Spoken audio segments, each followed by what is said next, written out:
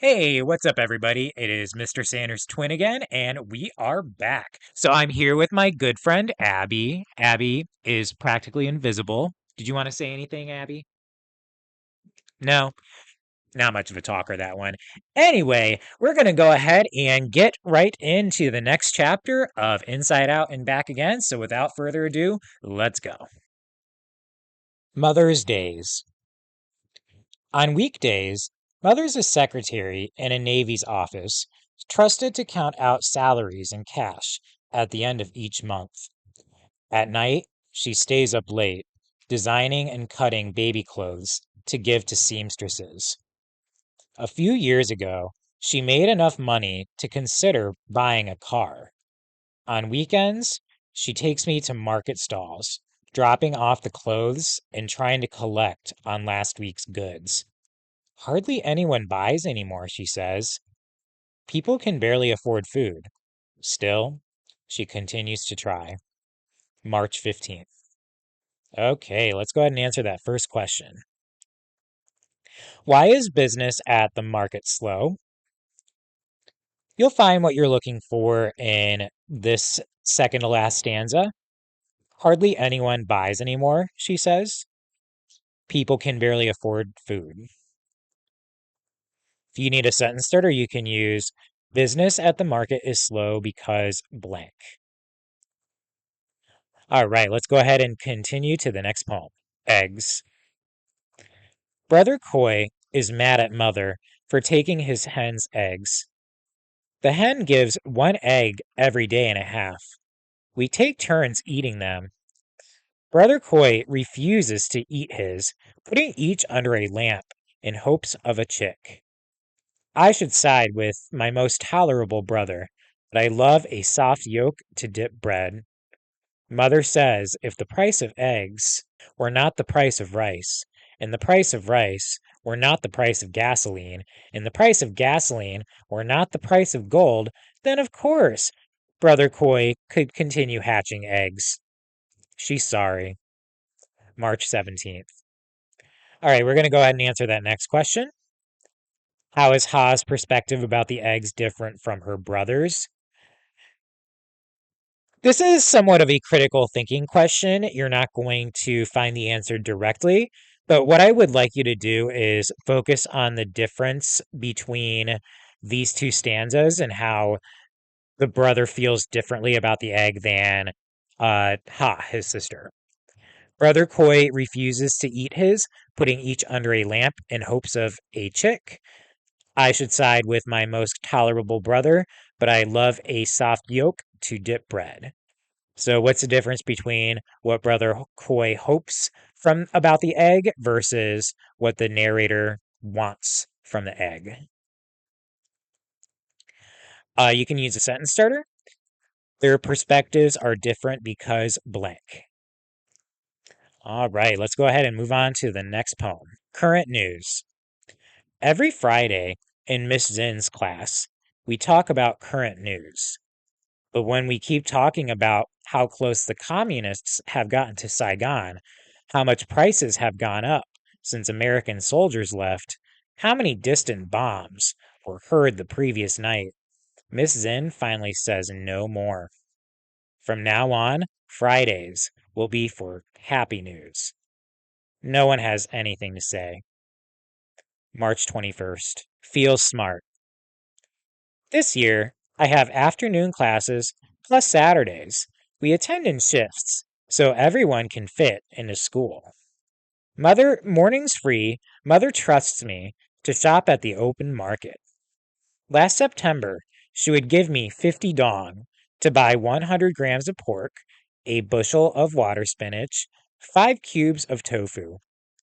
But I told no one I was buying 99 grams of pork, 7/8 of a bushel of spinach, 4 3/4 cubes of tofu. Merchants frowned at Mother's strange instructions. The money saved bought a pouch of toasted coconut, 1 sugary fried dough, 2 crunchy mung bean cookies. Now it takes 200 dong to buy the same things. I still buy less pork, allowing myself just the fried dough. No one knows, and I feel smart. All right, let's go ahead and answer the next question. Why do Ha and her siblings attend school in shifts? Make sure you're paying attention to this very first stanza. This year, I have afternoon classes plus Saturdays. We attend in shifts so everyone can fit into school. If you need a sentence starter, it could be they attend in shifts because blank. All right, let's go ahead and move on. 2 more papayas. I see them first. 2 green thumbs that will grow into orange-yellow delights, smelling of summer. Middle sweet, between a mango and a pear. Soft as a yam, gliding down after 3 easy, thrilling chews. April 5th. Unknown father. I don't know any more about father than the small things mother lets slip. He loved stewed eels, pate showed pastries, and of course his children, so much that he grew teary watching us sleep. He hated the afternoon sun, the color brown, and cold rice. Brother Quang remembers. Father often said, tout de suite, the Vietnamese way to pronounce the French phrase tout de suite, meaning right away. Mother would laugh when father followed her around the kitchen, repeating, I'm starved for stewed eel. Toot to suit, toot to suit. Sometimes I whisper toot to suit to myself to pretend I know him. I would never say toot to suit in front of mother. None of us would want to make her sadder than she already is every day. All right, let's go ahead and answer the next question. How does Ha feel about her father? This is yet another critical thinking question. The answer is not obvious, but there's some nice clues in this stanza. Sometimes I whisper to suit to myself to pretend I know him. You can also use a sentence starter. She feels blank because blank. The word because is important here. I'm going to need you to explain why she feels the way that she feels about her father. All right, let's go ahead and finish the next poem and the last question. TV news.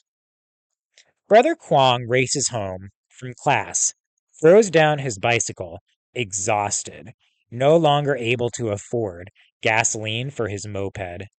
Unbelievable, he screams and turns on the TV.